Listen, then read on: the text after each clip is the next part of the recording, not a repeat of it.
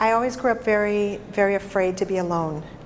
I was okay going shopping, things like that, but going on any trip, going into a new place, I didn't want to go because I was terrified of being alone, and I never knew why. I was also very terrified of the dark.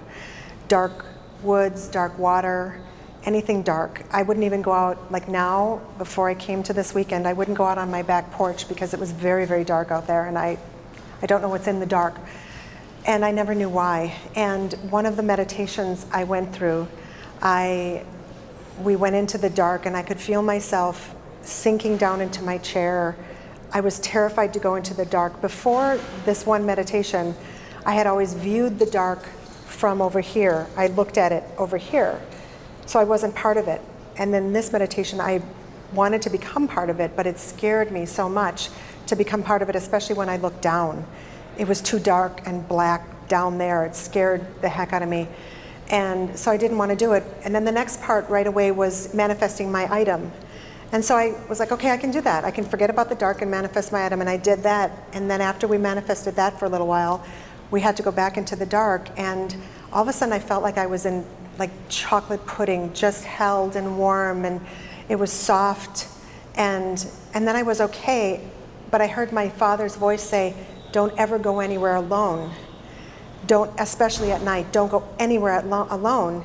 My father was a policeman and came home with horror stories and said bad things happen. And he worked the night shift. And so he always told us, don't go anywhere in the dark or alone. And I realized that's why I was afraid. And then I don't know, the voice came and then it went. And I was in this pudding.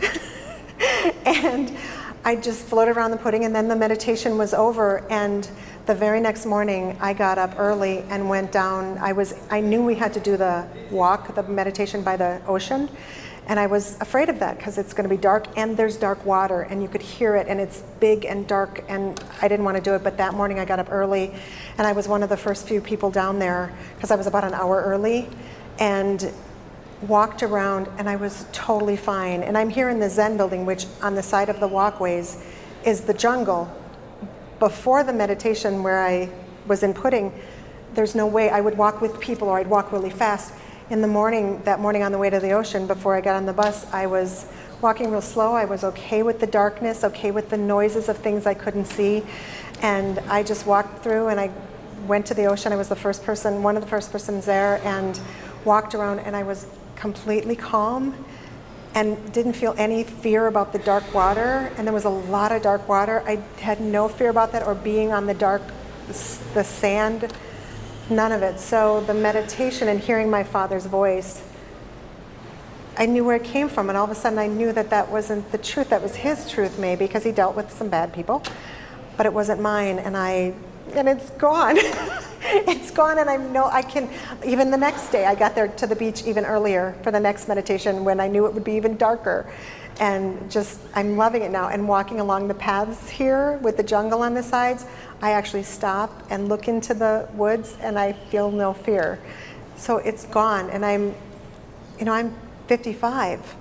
I've been afraid of this all my life, and I'm not anymore, so it's gone. It's gone because of that one meditation. So I'm very happy.